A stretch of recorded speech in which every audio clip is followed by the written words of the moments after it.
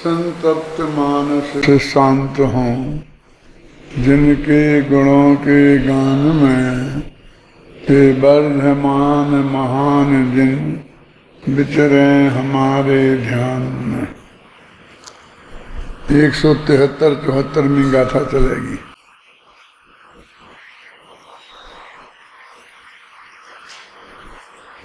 एक 172वीं गाथा में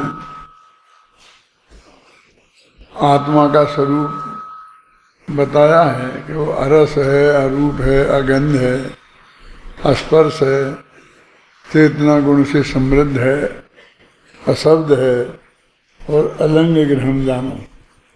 अलिंग ग्रहण के 20 अर्थ भी किए और इस तरह चैतन्य आत्मा पुद्गलादि पद पदार्थों से भिन्न है, ये बात कही।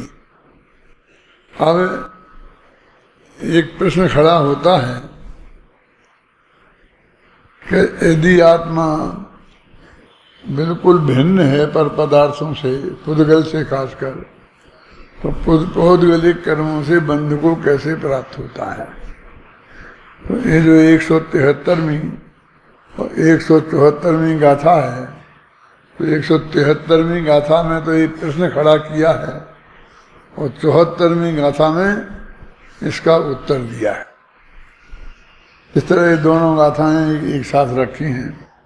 पढ़ो।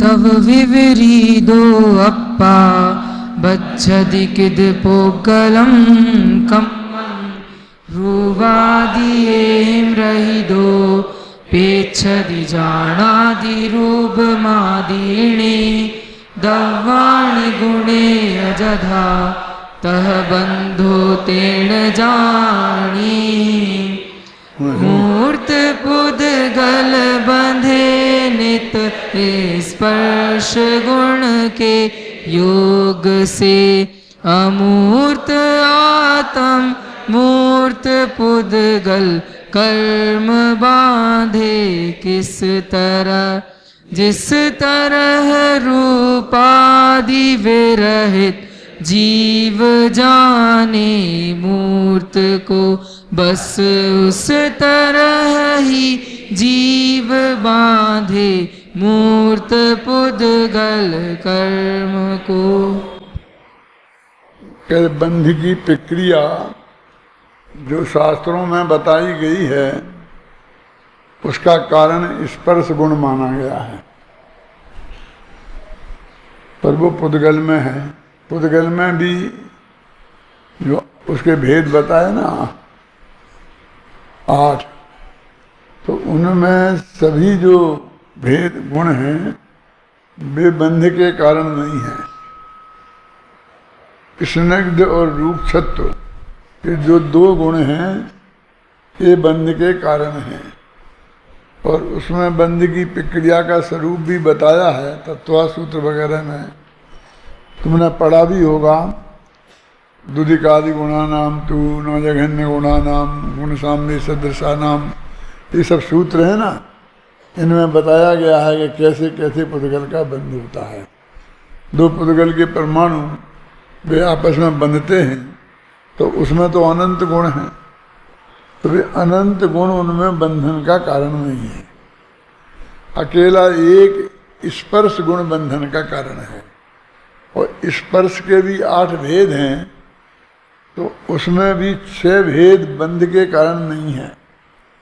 सिर्फ स्निग्ध और रूपछत्व ये बंध के कारण हैं, और इनमें भी एक विशेष परिस्थितियों में हों तो ही वे बंधते हैं कि वे 2 परमाणु जब उनका होता है ना अविभागी प्रतिच्छेद, तो 2 अधिक हों तो बंध होता है। जघन्य गुणों में बंध नहीं होता है, 1 हों तो बंध नहीं होता है। तो कहाँ कहाँ बंध होता है और कहाँ कहाँ बंध नहीं होता है, इसका वर्णन गोमर सार में, तत्वासूत्र में, तत्वासूत्र की टीकाओं में, कई ग्रंथों में किया है, लेकिन वो बहुत संक्षेप में है। 2-4 पेज में ही सब कुछ वर्णन हो जाता है। क्योंकि आचार्यों की दृष्टि से वो कोई प्रयोजनभूत नहीं है। नियम सार में तो पहला अजीवाधिकार है, फिर दूसरा है अजीवाधिकार। तो उसमें बहुत कम गाथाएं हैं और उन गाथाओं में ही एक कह दिया कि मैं ज़्यादा बात नहीं करना चाहता हूँ, ये अध्यात्म में विघन जानकर मैं इसे ऐसा ही छोड़ता हूँ, और जिनको विशेष जानने की इच्छा हो वे बंध के प्रकरण वाले जो शास्त्र हैं उनसे उन्हें जान लेना चाहिए। माने वो अत्यंत संक्षिप्त वर्णन है और उसमें ये भी लिख दिया उनने, लिखने की जरूरत नहीं थी, बस हम समझते इतना ही किया है। और जबकि अपन तो कहते हैं कि पुद्गल का तो सबसे ज़्यादा वर्णन है, और हमारे सारे जो पंडित लोग हैं जो यूनिवर्सिटियों में पढ़ाते हैं वो हर जगह एक बात कहते हैं कि हमारे पास था, और ये सारे जर्मनी ने और दूसरे देशों ने जो रिसर्च की है वो हमारे ग्रंथ ही चोरी करके ले गए और उनको ही पढ़ के की है। उसमें कितना सत्यांश है मैं इसमें बहस नहीं करना चाहता, लेकिन इससे क्या फ़ायदा कि उनने हमसे किया है कि हमने उनसे किया है। अपने आप स्पष्ट ही कहा गया प्रयोजनभूत है। आचार्य नहीं दिगंबर आचार्य कहते हैं हम काहे को उलझे, हम कहाँ ज़्यादा करें। जो आचार्य हर अंतर मुहूर्त में ऐसी बात करते हों कि हमें अपने आत्मा में जाना, शुद्धोपयोग होता ना, और शुद्धोपयोग की अपन ने परिभाषा पढ़ी कि माँ चिट्ठई, माँ जमपई और माँ चिंतई, तो वे तो उनको इतनी बात सोचना ही नहीं पुसाती है, इसमें इतनी बात बोलना ही नहीं पुसाती है उनको तो, क्योंकि अब वो बाहर आए हैं तो बाहर तो अंतर मुहूर्त तक तो रहेंगे ना। तो कहते कहाँ रहेंगे, निरंतर अंतर जाने का पुरुषार्थ करेंगे तो अंतर मुहूर्त में फिर अंदर पहुंच पाएंगे। अंतर मुहूर्त में तो अंदर पहुंचना है ना, और वे बाहर के काम में उलझे रहेंगे, खाने पीने और दुनियादारी के चक्रों में उलझे रहेंगे, तो वे अंदर में कैसे जाएंगे। अपन को भी लगता नहीं बहुत कठिन है इस विकल्प को रोकना, यद्यपि जो अपन ने चर्चा की थी बहुत विस्तार से, उसमें बहुत ये बात अत्यंत सहज है, क्योंकि हमें कुछ करना नहीं है। लेकिन ये कुछ करना नहीं भी हमको बहुत कठिन लगता है। जो वो विकल्प खड़े होते हैं, मुनिराजों को भी होते होंगे, तो वे विकल्प रुकें तो भगवान आत्मा अंदर में शुद्धोपयोग में जाए, और वे सोचते ही रहेंगे तो विकल्प कैसे रुकेंगे। सोच नहीं तो विकल्प है ना।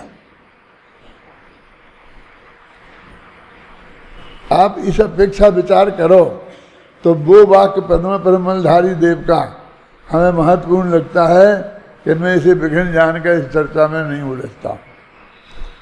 यद्यपि टोडरमल जी ने बहुत बैलेंस बना करके बात लिखी है, और न्याय व्याकरणादिक को भी उन्हें थोड़ा बहुत जानकर फिर अपने आत्मा के हित करने वाले शास्त्रों को जानना, ऐसा कहकर उनको भी थोड़ा बहुत समय देने के लिए सिफारिश की है। अब ये आचार्य जिन्हें हर अंतर मुहूर्त में आत्मा में जाना है, वो कैसे उन्हें पोसा सकती है बात। देखो मैं एक दूसरी बात कहता हूँ अपर पक्ष की, फिर ये बात भी कहूँगा कि हमने जैन दर्शन चुन लिया कि हम जैन दर्शन पढ़ेंगे, जैन दर्शन पढ़ाएंगे। अब आपने पढ़ाई शुरू भी कर दी, आपका मन भी लग गया, जिनका नहीं लगा हो वो छोड़ दो, बाकी 90% तो लग ही गया ना लोगों का मन। तो अब सारी ज़िंदगी जो भी 60, 70, 80 वर्ष की हमारी ज़िंदगी होगी, उसमें हम यदि थोड़ा बहुत भी न्याय व्याकरण नहीं जाने तो सारी ज़िंदगी पराधीनता रहेगी। ना तो हमें भाषा का ज्ञान होगा, तो हम सीधे जो आचार्यों की बातें हैं हम ना तो वो पढ़ सकते हैं और ना हमारा न्याय का ज्ञान होगा तो तर्क की कसौटी पर उसे कर सकते हैं। तो वो दूसरों से ही पूछो। तो ये पराधीनता निरंतर बनी रहेगी ना हम में। जो 80-90 बरस के हो गए वे तो कहेंगे हम कहाँ इसमें उलझें, पूछ लेंगे, आपसे पूछ के काम चला लेंगे।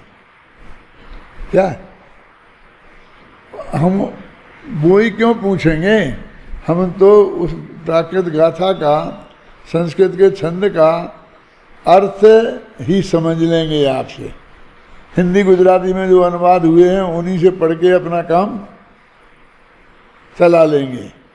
अब उनको तो हम भी यही सलाह देंगे कि अब तुम्हें बुढ़ापे में क्या सूझी है न्याय व्याकरण पढ़ने की।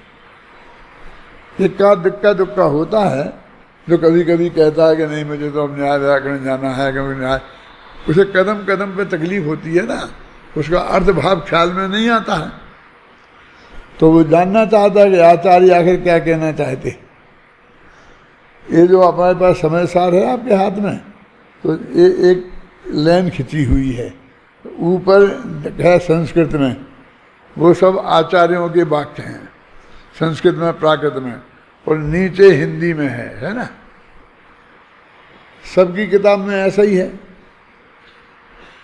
पहले ऐसा होता था कि पूरी हिंदी अलग और संस्कृत अलग, वो अलग छाप दी, वो अलग छाप दी, दो किताबें अलग अलग छाप दी। और राजवार्तिक वगैरह में आपने देखा होगा कि वो हिंदी वाला हिस्सा अलग छपा है और संस्कृत वाला हिस्सा अलग छपा है, दोनों की बाइंडिंग एक कर दी है। वो बाइंडिंग करने से एक परेशानी और हो गई कि यहाँ मिलाओ, फिर यहाँ देखो, फिर यहाँ देखो, फिर दो किताबें होती तो वो पेज तो हम दोनों के निकाल के देख सकते थे ना। और मैंने देखा है उसमें तो ये तकलीफ है कि वो जो संस्कृत वाला हिस्सा यदि 20 पेज हैं तो हिंदी में 60 पेज होना चाहिए, तब उनका अच्छी तरह से अर्थ आता है।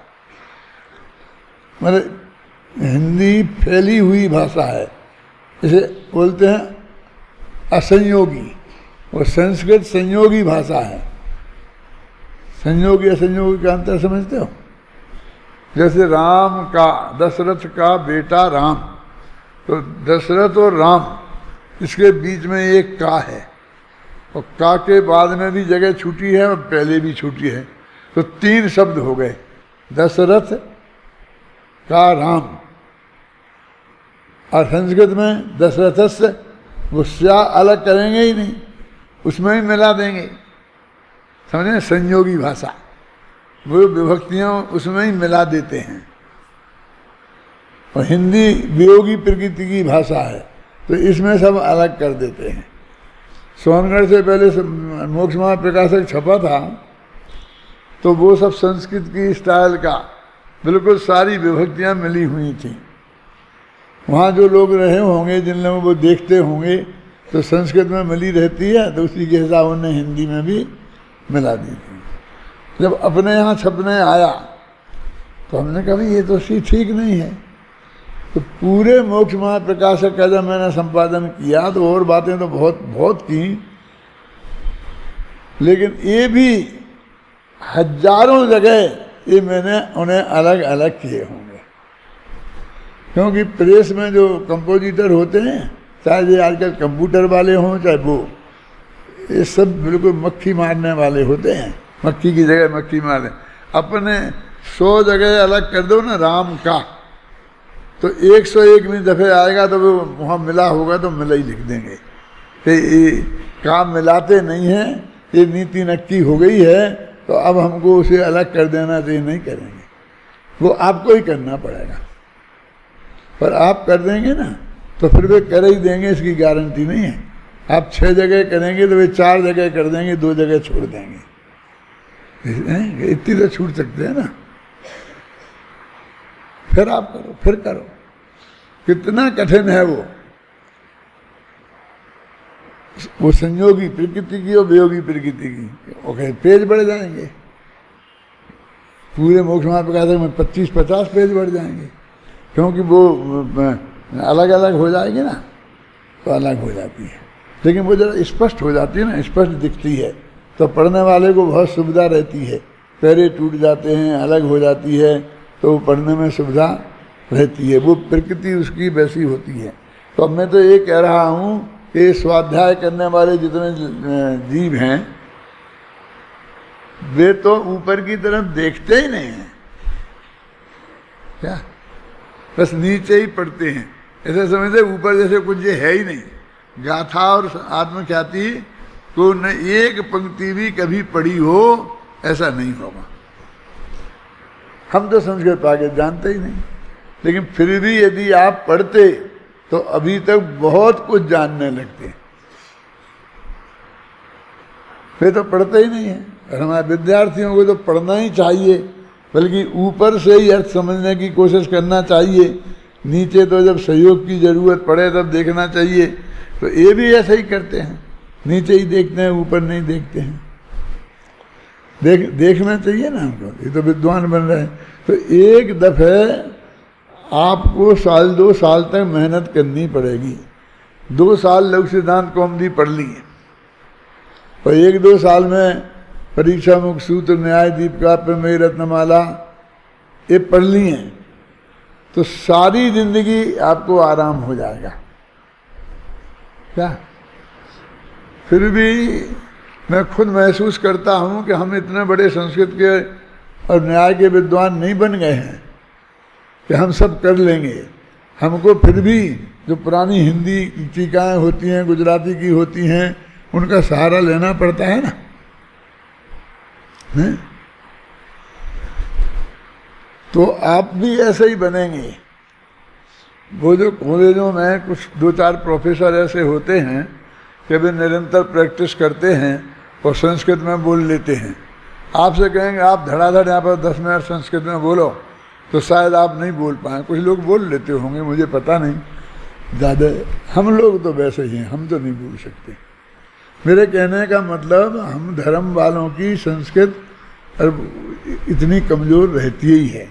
बस इतना है कि हम इतना समझ सकते हैं कि जो हिंदी में अर्थ लिखा गया है, अब ऊपर हम संस्कृत पढ़ते हैं तो इतना कन्फर्म हो जाता है कि हाँ बिल्कुल ये ठीक है लिखा है, कि गलत लिखा है, ठीक नहीं है, ये इतना हमारी समझ में आ जाता है कि जो अर्थ किया गया है ये सही है कि नहीं है। जैसे मैं आपको ये कभी कभी देता हूँ ना, कि वो अपने रोजीना बोलते हैं, केवल ज्ञान बन्नहु पुण्यम समग्र मह नेक मना जोहोमी। अब ये संस्कृत की सीधी सरल सी पंक्ति है। अब इसका सीधा सच्चा अर्थ है कि मैं एक मन से, माने मेरे चित्त में दुविधा नहीं है कि मैं पुण्य को होमूं के नहीं होमूं, जलाऊं के नहीं जलाऊं। मैंने एक मन से ये निर्णय लिया है कि हे भगवान, आपकी केवल ज्ञान रूपी अग्नि में समग्रम पुण्यम, सारा पुण्य जो मेरे पास है, जो हो मी होमता हूँ, जलाता हूँ, स्वाहा करता हूँ। ये सीधा सा अर्थ है, लेकिन जो हमारी ही किताबों में छप गया,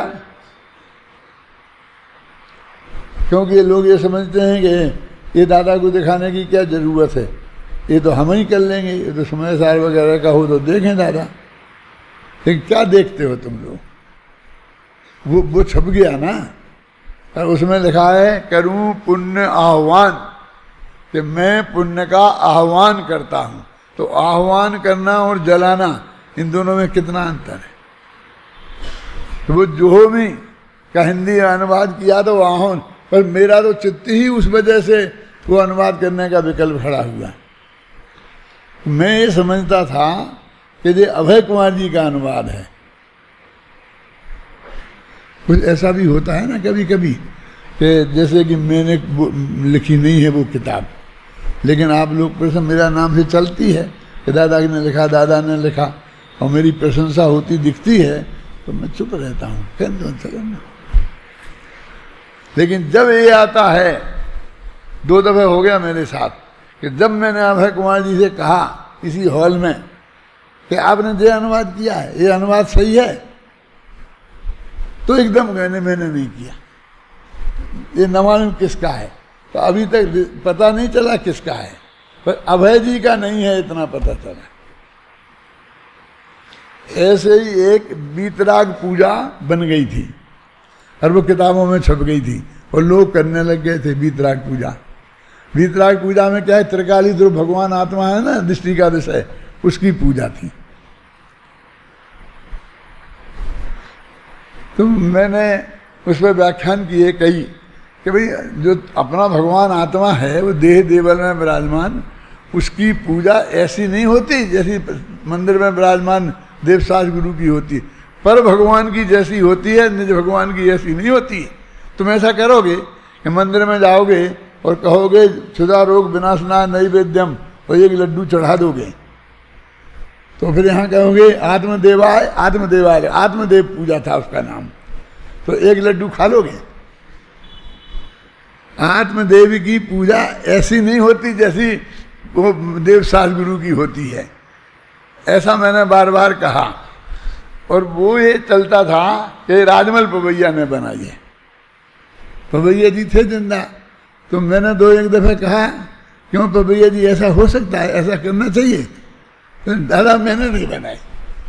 तो मुझे दो चीज़ें ये मालूम पड़ी कि उनके लेखकों ने एक इनकार किया, वे लेखक तो नहीं थे जब तुम्हें कह रहे हैं तो, लेकिन किसी ने बना दी।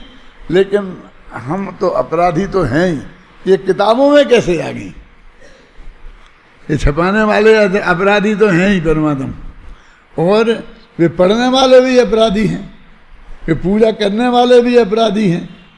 वे पढ़ते रहे, वे पूजा करते रहे, वो चलती रही सब बात। तो हम तो साहब संस्कृत जानते नहीं, हम तो संस्कृत जानते नहीं, तो अब जो संस्कृत जानते हैं उनने भी तो किसी ने नहीं कुछ कहा कि इसका अर्थ, माने मेरे कहने का मतलब इतनी तो ड्यूटी है हमारी कि नीचे जो अर्थ लिखा है ऊपर वो संस्कृत भाषा में वही बात है कि नहीं, मैं आप लोगों को सावधान कर रहा हूँ। मैंने ऐसा बहुत पढ़ा है इसलिए कहता हूँ, मैं नाम लेके बता रहा हूँ। पंडित कैलाश चंद जी वगैरह जो बड़े बड़े विद्वान हुए हैं, जिनके नाम बहुत बड़े बड़े हैं, उनने अनुवाद किए और भारतीय ज्ञानपीठ जैसी क्रेडिटेबल संस्था से छपे क्या, लेकिन उसमें भी मैंने देखा है पैरे के पैरे गायब हैं। क्या समझे? मैंने ऊपर संस्कृत का पैरा पूरा है, एक 5-6 लाइन का, और नीचे अनुवाद में उसका एक अर्थ नहीं है। छोड़ दिया, जब समझ में नहीं आए जहां छोड़ दिया। और हमको तकलीफ क्या हुई कि जिसकी समझ में हमारे में नहीं आया हम वही चीज देखते, बाकी तो हम ऊपर से ही समझ में आ गया तो हमें नीचे देखने की जरूरत नहीं है, तो वो देखते तो वहां गायब भाई। समझे ना? राजवार्तिक में भी ऐसा है, घबराना नहीं। वो जो हिंदी छपी है ना और पीछे जो संस्कृत छपी है, तो उसमें से पंक्ति टू पंक्ति आप नहीं मिला सकते, वो सब चीज़ वहाँ मिलाई जाएगी आपको। जो संस्कृत में है वो हिंदी में ऐसा नहीं है, वो इसीलिए ऐसा किया उन लोगों ने, क्योंकि नीचे ही कर देंगे तो जल्दी पकड़ में आ जाएंगे। अब हम क्या करते हैं कि जब राजवार्तिक पढ़ते हैं तो हिंदी वाला पढ़ते तो हिंदी वाला पढ़ लेते हैं, जब संस्कृत वाला पढ़ते हैं तो संस्कृत वाला पढ़ लेते हैं। वो संस्कृत वाले हिंदी वाला नहीं देखते, हिंदी वाले को संस्कृत वाले नहीं देखते। तुम विद्वान बन रहे हो इसलिए तुम्हें बता रहा हूँ, सारी जनता को मुझे बताने की ज़रूरत नहीं है कि आप उसे देखें मिलान करके, ये बिल्कुल नहीं माने। मैं कहता हूँ अपने विद्यार्थियों से जो भी मेरे संपर्क में आते हैं कि भाई ये तुम्हें ये बात इसमें आ रही है, जच नहीं रही है, ज़रा संस्कृत में देखना कि संस्कृत में है कि नहीं है ये बात। और 50% निकलती है कि नहीं है, और 50% ये भी निकलती है कि है, ये भाई आचार्य भी ऐसा लिख रहे, तो फिर लगता है उस वक्त भी ऐसा ही चलता था। जैसे आज व्यवहाराश्रित है ना बहुत पंडित लोग, ऐसे उन आचार्यों में भी बहुत व्यवहाराश्रित थे। मेरा मतलब समझ है ना? तो उनका भी, उनने भी वही कठिन विषय टाइप का किया है।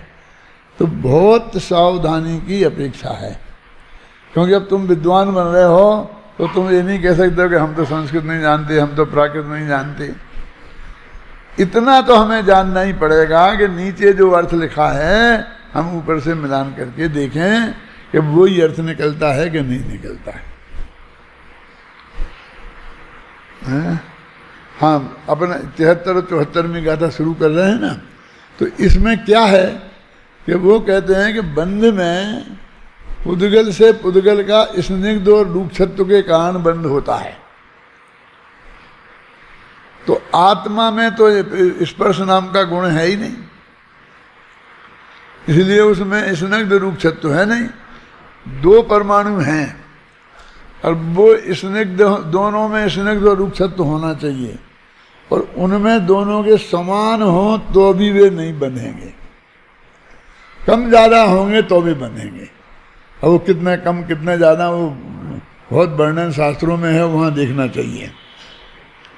तो वो कहते आत्मा कैसे बन गया पुद्गल कर्म से, क्योंकि उसमें तो स्पर्श नाम का गुण ही नहीं था। और स्पर्श गुण होना चाहिए तो वो बंध का कारण बनता है, नहीं तो बंध का कारण नहीं बनता है। तो ये प्रश्न है कि ये जीव माने भगवान आत्मा पुद्गल कर्म से कैसे बन गया। ये एक गाथा में 173वीं गाथा में ये प्रश्न किया है, और 174वीं गाथा में इसका जवाब दिया है। प्रश्न समझ में आ गया तो मैं जवाब भी बता देता हूँ, और बस फिर पूरी जितनी टीका है उसमें बस उसी बात को सिद्ध किया है। क्या है वो, ये कहते हैं कि जैसे ये आत्मा पुद्गल को जानता है ना, पुद्गल तो अलग द्रव्य बिल्कुल अजीब है और आत्मा अलग है, तो आत्मा को पुद्गल को नहीं जानना चाहिए लेकिन जानता है ना। तो जैसे वो पुद्गल को आत्मा जान जाता है दोनों अलग अलग होने पर, वैसे ही ये उपमूर्त से बन जाता है। एक बात तो ये ध्यान रखना कि यहाँ पर हम क्या बात करते हैं, जब भी बात करते हैं कि कर्म से जीव कैसे बन गया, हम ऐसी बात करते हैं, लेकिन यहाँ ऐसा नहीं है। वो कहते जीव कर्म को कैसे बांध लिया जीव ने, अंतर समझ में आया। हम ऐसा मानते हैं कि हमने कर्मों ने हमें बांध रखा है ना, ज्ञानावरण आदि कर्म बन गए, हमसे चैंट गए, अब हम उनके चक्कर में हैं। पुराने कर्म उदय में आते हैं तो नए राग देश हो जाते हैं, नए राग देश से फिर कर्म बन जाते हैं, और फिर वे उदय में आते हैं तो फिर राग देश होते हो कर्म बन जाते हैं। हम माने यहाँ ये कह रहे हैं कि ये आत्मा, देखो मैं पढ़ता हूँ अब हिंदी में, मूर्त पुद्गल तो रूपादि गुणों से युक्त होने से स्पर्श गुण के द्वारा परस्पर बंधन को प्राप्त होते हैं। रूपादि गुण माने रूप रस स्पर्श है ना, सब एक, किंतु उनसे विपरीत अमूर्त आत्मा पौद्गलिक कर्मों को किस प्रकार बांधता है, पौद्गलिक कर्मों से किस प्रकार बंधता है नहीं है, इसमें हमारा ध्यान नहीं जाता है। हम ऐसे पढ़ेंगे ऐसा कि पौद्गलिक कर्मों को किस प्रकार बांधता है, और फिर ऊपर मुँह करके अर्थ करेंगे कि पौद्गलिक कर्मों से आत्मा ये कैसा बनता है। क्या तुम देख लेना, अपना पढ़ते हो ना, तब कैसेट शांति जी कहते हैं ना, अपना कैसेट बनवाया करे और उस कैसेट को फिर सुनना, तो आप ऐसा होगा। क्योंकि ये जो अंतर है ये हमारे ख्याल में ही नहीं आता, और हमारे दिमाग में वो जमी है कि इन कर्मों ने बांध रखा है हमको। सारा माथा हमने कर्म के माथे मर रहा है। वो कहते तू चेतन तो तू है, वे तो बेचारे अचेतन हैं, उन्हें क्या रस है तेरे को बांधने में, तेरे को बांधे हुए जकड़े हैं, ऐसा पुद्गल कर्म को क्या रस है। तू तो रागी देशी है ना, तो तेरे को तो ऐसा रस हो सकता है, और तू समझता भी है तो तूने समझ बूझ के बांधा है, लेकिन पुद्गल कर्म को तो ऐसा है नहीं। तो प्रश्न क्या है देखो, मूर्त पुद्गल तो रूपादि गुणों से युक्त होने से स्पर्श गुण के द्वारा परस्पर बंधन को प्राप्त होते हैं, किंतु उससे विपरीत अमूर्त आत्मा पौद्गलिक कर्मों को किस प्रकार बांधता है। आप देखो हिंदी पद्यानुवाद में भी देखो, मूर्त पुद्गल बंधे नित्य स्पर्श गुण के योग से अमूर्त आत्म मूर्त पुद्गल कर्म बांधे किस तरह, है ना। वही वो तो स्पष्ट है, उस वक्त जब वो सोच के बनाया पद्यानुवाद किया होगा, लेकिन हमारा ध्यान नहीं जाता। बस हम तो इसको पढ़ लेंगे और फिर अर्थ ऐसा करेंगे कि कर्म ने आत्मा से कैसे चढ़ गए।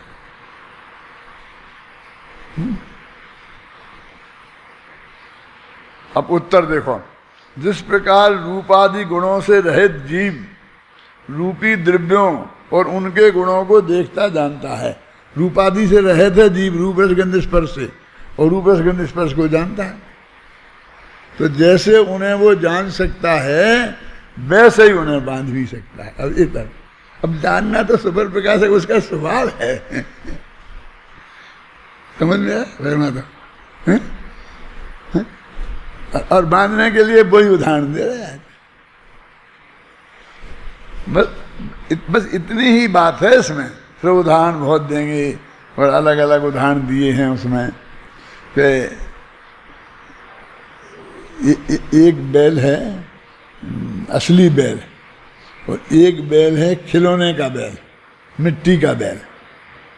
वो भी मिट्टी का ही है जो दिखता है, दिखती तो उसकी भी मिट्टी ही है ना, लेकिन वो चेतन चलता फिरता बैल है और एक खिलौने का बैल है।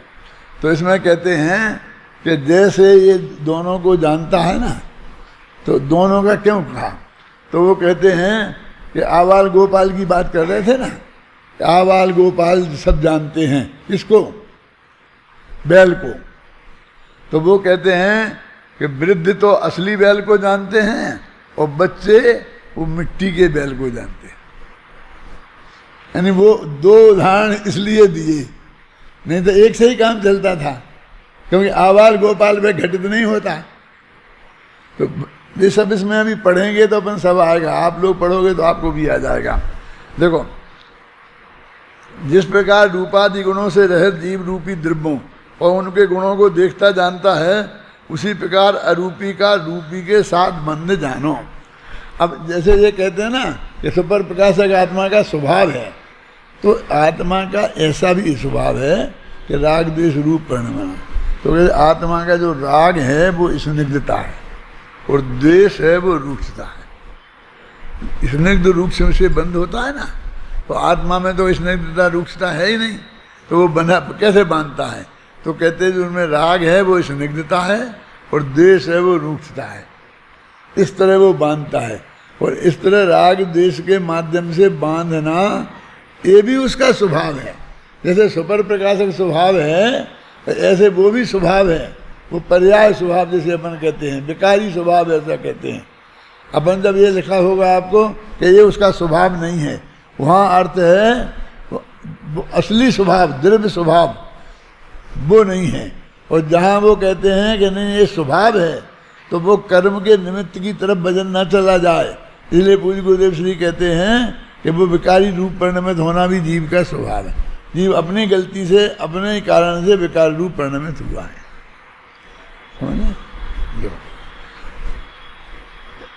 अब टीका पढ़ते हैं। जो मैंने इतनी बातें आपको बता दी तो अब बहुत सरल हो गया ये सब। पूरा मैं पढ़ता ही जाऊं और कुछ भी नहीं बोलूं तो भी आपकी समझ में आ जाना चाहिए, क्योंकि जो मुद्दे की बात कही गई है वो मैंने आपको बता दी है। देखो, रूपादि गुणों से युक्त होने से मूर्त पुद्गल द्रव्य को स्निग्ध रूक्षत्व रूप बंध योग्य स्पर्श विशेष के कारण परस्पर बनते हैं। मूर्त पुद्गल द्रव्य तो परस्पर में बनते हैं क्योंकि उनमें स्पर्श गुण है और उनमें स्निग्ध रूक्षत्व में जैसा अनुपात चाहिए वैसा अनुपात होता है। यह बात तो समझ में आती है, किंतु आत्मा और पुद्गल परस्पर बंधन को प्राप्त होते हैं, यह कैसे माना जा सकता है। बहुत स्पष्ट है कि नहीं। इसमें कोई अब अर्थ बताने की जरूरत नहीं है। यद्यपि मूर्त कर्म पुद्गल के में रूपादि गुण पाए जाते हैं, इस कारण उनमें यथायोग स्निग्ध रूपछत्व स्पर्श विशेष होते हैं, तथापि अमूर्त आत्मा में रूपादि गुणों का अभाव होने के कारण आत्मा में यथोचित स्निग्ध रूपछत्व रूप स्पर्श विशेष असंभव होने से एक अंग की विकलता है। माने दो ही तरफ से बंधन हमें क्या होना चाहिए। गोंद है ना, अपने गोंद, अब गोंद चिपकाने का काम करती है, तो दो कागजों को चिपकाना है, तो बीच न तो दो कागज हम ऐसे लगाते हैं ना, ये पेज, तो ये चिपकते नहीं है। इसमें भी स्निग्ध और रूपछत्व गुण तो हैं, लेकिन वो वैसे नहीं है। कैसे? दुधिकादि गुणा नाम तू ऐसा वैसे, इसलिए ये चिपकते नहीं है। अब इसमें हमने गोंद इधर लगा दी, तो वो गोंद में स्निग्धता है और इस कागज में रूक्षता है और इस कागज में रूक्षता है, तो दोनों कागजों से वो गोंद चिपक जाती है, तो हम कहते दोनों कागज चिपक गए। अब गोंद को हम छुट्टी कर देते जैसे गोंद कोई चीज़ ही नहीं है, जबकि वो वास्तव में गोंद दोनों कागजों से चिपकी है। अतः दोनों कागज उस गोंद से चिपके हैं, परस्पर नहीं चिपके हैं। क्योंकि हमारा प्रयोजन तो कागज चिपकाना है, हम तो अपने प्रयोजन पर ध्यान रखते हैं, गोंद से हमें क्या लेना देना। बस हमारे हिसाब से तो उसकी सत्ता ही खत्म हो गई, अब हमें उसकी ज़रूरत ही नहीं है बस वो। अब देखिए, आप ये मकान होते हैं ना बड़े बड़े, जिनमें सीमेंट आप लगा दिया और कितनी मंजिलें खड़ी करते जाते हैं, और फिर बाद में ये अपने आप गिर जाते हैं। ये क्यों होते हैं? कि वो जो स्निग्धता है ना उसमें, क्या में, सीमेंट में, वो धीरे धीरे कम होती जाती है, उसमें रूक्षता बढ़ती जाती है। अब वो स्निग्धता की कमी हो गई और दोनों रूक्ष हो गए, तो दो जो वो है ना उसके दोनों हिस्से वे छूट जाते, समझ गया ना। वो ये जो सीमेंट की ईंटें बन जाती हैं, और सीमेंट की ईंटों को हम ऐसा रखते हैं तो बीच में फिर सीमेंट लगानी पड़ती है, तो बीच की सीमेंट की स्निग्धता से वे जुड़ी रहती हैं। अब सीमेंट में से स्निग्धता कम हो जाए तो वे दोनों अलग अलग हो जाएंगे। तो वो स्निग्ध रूक्षता के कारण पुद्गल के परमाणुओं में ये होता रहता है, दो परमाणु मिलते रहते हैं और भेद होता रहता है, टूटते रहते हैं, भेदाद उसे अणु की उत्पत्ति होती रहती है, वो संघात और भेद, संघात और भेद, उनमें ऐसा स्वाभाविक शक्ति है और वे ऑटोमेटिक प्रक्रिया से होते रहते हैं। हमने कुछ बहुत थोड़ी चीज़ों में कुछ जान लिया है कि ये दो चीज़ें चिपक जाती हैं, ये चीज़ें अलग हो जाती हैं इतने दिनों में, तो हम उसका फ़ायदा उठा लेते हैं।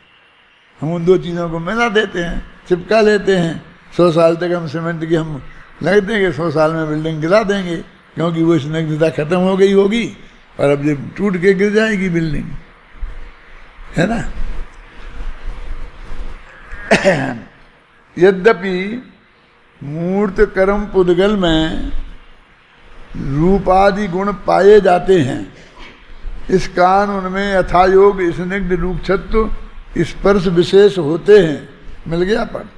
तथापि मूर्त आत्मा में रूपादि गुणों का अभाव होने के कारण आत्मा में यथोचित स्निग्ध रूपछत्व रूप स्पर्श विशेष असंभव होने से एक अंग की विकलता है।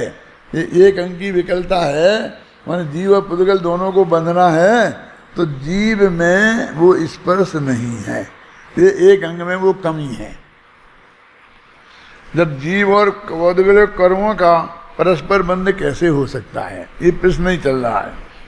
तात्पर्य यह है कि परस्पर बंधने वाले दोनों द्रव्यों में यथोचित स्निग्ध रूक्षत्व विशेष स्पर्श गुण होना चाहिए, तभी बंध हो सकता है।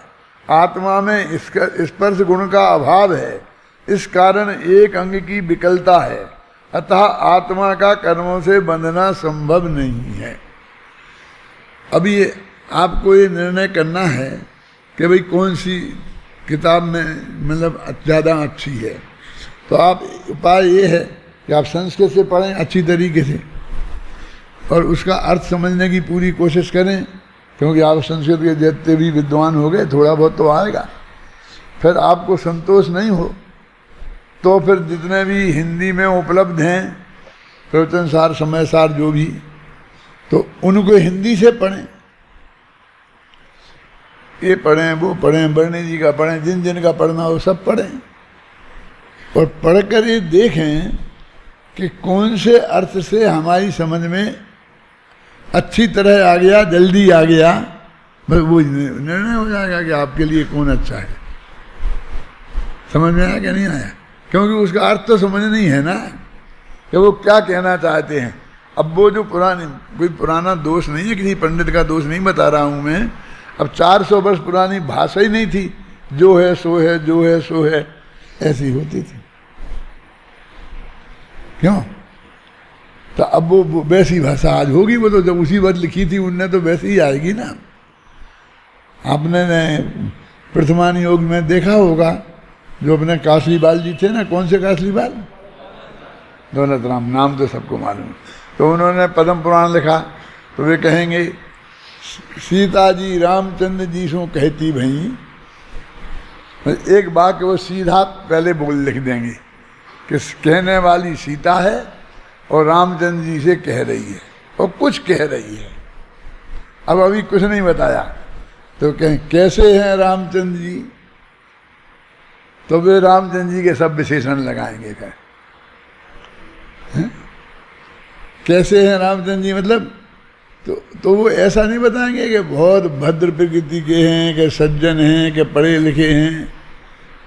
क्या बताएंगे? देखना तुम कि रामचंद्र सीता जी की तरफ उन्मुख हैं, जो सीता जी के पास जाकर ऐसा बोले क्या, तो उनको वो चीज़ बतानी है जो सीता जी से बात करते वक्त वो दृश्य खड़ा हो जाए।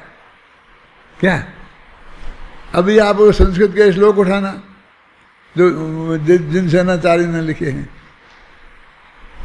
यानी वो पंडित कम विद्वान नहीं थे, क्योंकि उनने कर्ता कर्म क्रिया छांट ली ना कि कौन कह रहा है, किससे कह रहा है। क्या तो सीता जी से रामचंद्र जी कहते भये, और फिर जितने विशेषण हैं रामचंद्र जी के उनको स्पष्ट करेंगे, फिर सीता जी के विशेषण स्पष्ट करेंगे, फिर जो कहा है उसके विशेषण स्पष्ट करेंगे। तब आपको निकालना पड़ेगा सीता जी से उनने क्या कहा। अब आज का पंडित अनुवाद करेगा तो ऐसा तो नहीं लिखेगा, वो तो क्या लिखेगा, सीतोन्मुख राम क्या अत्यंत प्रसन्नता पूर्वक, यानी वे सारे विशेषण राम जी के साथ लगा देगा। कैसी ही सीता अत्यंत जानने के लिए उत्सुक है, ऐसी सीता से अत्यंत मृदु शब्दों में कहते भाई। तो अभी मेरे कहने का मतलब, ना तो वे पंडित जी कोई कमजोर थे, ना ये पंडित जी कमजोर है। जमाना बदल गया 200 वर्ष का। अब 200 वर्ष पुराने पंडित को पढ़ोगे तो आपको वैसी भाषा आनी चाहिए, और आपको नहीं आती हो पुरानी भाषा। और थोड़ा बहुत जो यहाँ की अखबारी भाषा है बस वो ही आपको थोड़ी बहुत आती है, क्योंकि वही पढ़ने का आपको मौका मिलता है, और तो किसी को पढ़ने का मौका है नहीं। तो उस भाषा में जो लिखा होगा वही आपके काम आएगा। इसलिए इसमें किसी की निंदा प्रशंसा की बात नहीं है। अध्यात्म ग्रंथों में तो ऐसा है कि कोई मर्म की बात है वो ख्याल में नहीं आती है, इसलिए महत्व है। लेकिन अब इस कहानी में तो क्या महत्व, बात तो यही है कि बस सीता जी मैं वाल्मीकि रामायण में एक श्लोक आता है कि सीता जी के पास रामचंद्र जी गए तो हम गमस्यामि महावनम प्रिये त्वया ही वस्तव्य यही विभाविनी। क्या कहा उनने, क्या अर्थ है इसका? हम गमस्यामि महावनम प्रिये त्वया ही वस्तव्य यही विभाविनी, कि हे सीते मैं भयंकर वन में जा रहा हूँ। अहम गमस्यामि महावनम प्रिय, त्वया ही वस्तव्य, तुझे यहीं रहना चाहिए, तो राजमहल में तो यही वास्तव्य यही भावनी, हे भावनी तुझे यहीं रहना चाहिए। क्या तो ये बात उन्होंने कही। अब जो हिंदी का अनुवाद करेगा तो यही तो कहेगा ना कि रामचंद्र जी ने सीता जी से ये कहा कि मैं जा रहा हूँ और तुम यहीं रहना, माता जी की सेवा करना। वो अर्थ तो सब एक ही करेंगे, लेकिन उस वक्त जो कैसी हैं सीता जी और कैसे रामचंद्र जी, वो इस तरह से करेंगे वो कासलीवाल जी हैं, और आज की भाषा में इस तरह से रखेंगे। शुद्धात्मा प्रभा ने जो वो किया है ना, जैसे वो किताब कौन सी लिखी है, राम कहानी, और बड़े राजा ने वो लिखे हैं महापुराण के, तो वो यही किया है और उसकी ज़रूरत है समाज को, समझ नहीं ना, उसकी ज़रूरत है समाज को, क्योंकि अब वो भाषा उसकी समझ में नहीं आती, उसको पढ़ने में मगनता नहीं आती। अब देखो पंडित कासलीवाल जी, माने कौन कासलीवाल, दौलत राम जी कासलीवाल ने अनुवाद किया और डॉक्टर पन्नालाल जी ने अनुवाद किया। देखा, जो भारतीय ज्ञानपीठ से छपा। कहते तो हैं कि बहुत बड़े सेठ थे, लेकिन महाकंजूस, इतने बारीक अक्षर कि कोई पढ़ ही नहीं पाए। संस्कृत के श्लोक भी ऐसे ही, हिंदी में भी ऐसे ही, तो बड़े बड़े अक्षरों में छापते ना थोड़े। खैर वो जाने दो, लेकिन आपको पन्नालाल जी के में हर श्लोक का अर्थ नीचे मिलेगा। आप उस पर भी नंबर डाला है कि वो 42वां छंद है, और नीचे जो 42वें छंद का अर्थ किया है उस पर भी नंबर डाला है 42 पर। मतलब समझ में आई ना, तो हम मानते थे कि ये इसका अर्थ कहाँ है जिसे लिया है, हमें ज़रूरत है ना उसकी, क्यों अभी बताऊंगा। तो कासलीवाल जी ऐसा नहीं करेंगे, तो वे क्या करेंगे कि वो पूरा अध्याय पढ़ लेंगे, वे भी संस्कृत के विद्वान थे, और फिर उनके जो ख्याल में आ गया ना वो कहानी सीता जी ने रामचंद्र जी से कही, तो वे फिर अपनी स्मृति के आधार पर बस अपनी भाषा बना के लिख देंगे। समझ गए ना दोनों का अंतर। इस तरह से स्टडी करने पड़ेगी बेटा तुम्हें। देखो 2 चीज़ें फिर बताता हूँ मैं तुम्हें, कि एक बनारसी दास का नाटक समय सार, ये क्या है, अमृतचंद के कलशों का पद्यानुवाद है ना, सभी कलशों का है, देखा है। कई कलश तो ऐसे हैं कि जिसके अनुवाद में 6 छंद लिख दिए, और कई कलश ऐसे हैं कि जिनका अनुवाद वहाँ है ही नहीं, गायब है, इसलिए मैं उसे भावानुवाद बोलते हैं। क्या वे उन्हें पढ़ते थे, उनका अर्थ समझ में आता था, फिर उनके अंदर में घूमता था, फिर वे अपनी कविता लिखते थे, जो उनको अच्छा लगता था वो उसमें लिख देते थे। वो ऐसा है। हमने जो पद्यानुवाद किया है वो एक एक छंद से पंक्तिबद्ध चिपटे रहकर किया है, तो आपको बिल्कुल पूरा वो मिलेगा। आप उसमें एक एक लाइन में एक एक शब्द खोज सकते हैं कि इसका अर्थ कहाँ है, तो कहीं ना कहीं मिल जाएगा। हो सकता है एक आध का नहीं भी मिले, और कोई के ये जो शब्द लिखा है इसका संस्कृत में कहाँ है, तो वो भी मिल जाएगा। लेकिन नहीं होगी जगह तो वो भी छूट गया होगा, लेकिन बहुत कम। तो अब ये दोनों एक दूसरे के पूरक हुए कि प्रतिद्वंदी। आपको नाटक समय सार पढ़ने से कलश पद्यानुवाद का काम नहीं हो जाएगा, और कलश पद्यानुवाद पढ़ने से नाटक समय सार का काम नहीं हो जाएगा। आपको दोनों ही पढ़ने पड़ेंगे, और दोनों की विशेषताएं हैं, और दोनों से ही आपको वो बात समझनी पड़ेगी, और ये अंतर आपको निकालना पड़ेगा।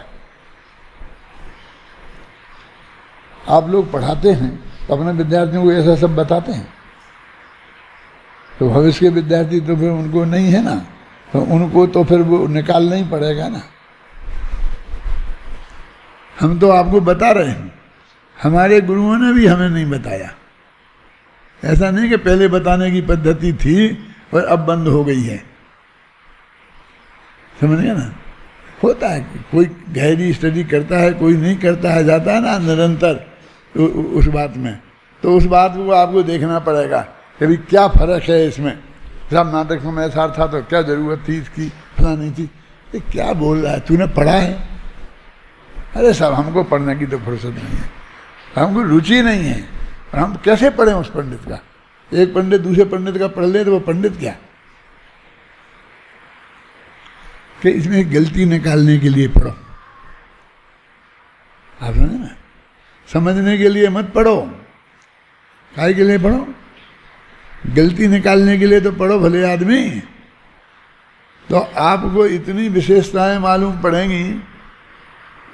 मैंने धन कुमार जी बेलोकर से कहा था कि बहुत हमारा विवाद चलता था, तो मैंने कहा धन कुमार जी मैं एक बात आपसे कहना चाहता हूँ, सिर्फ 2 मिनट शांति से सुन सकते हो तो, क्योंकि कोई लोग दूसरे की सुनते नहीं हैं। अपन बोलो 2 वाक्य और वो फटाफट बोलना शुरू करता है, तो पूरी बात हम जो कहना चाहते कह ही नहीं पाते हैं। 2 मिनट शांति रखोगे और हमारी बात सुनोगे। क्या है कि मेरा ऐसा मानना है कि मेरी पुस्तकों में जो आपको सबसे बुरी लगती हो, अत्यंत अनुपयोगी लगती हो, कि इसका बिल्कुल नहीं लिखा जाना बिल्कुल ज़रूरी नहीं था, उस किताब को शांति से बैठकर पहले पेज से अंतिम पेज तक एक बार पढ़ लें, बस इतना निवेदन है। तो क्या होगा उससे? सारे झगड़े खत्म हो जाएं। आपकी समझ में आता कैसे हो जाएंगे? आपके ये कोई भी किताब पढ़ लेंगे तो सारे झगड़े खत्म हो जाएंगे। हो जाएंगे नहीं, हो गए। जब तक उनने नहीं पढ़ी थी तब तक मेरे विरुद्ध 4 किताबें 60-60 पेज की 10,000 छपा के विरोध में बांट दी,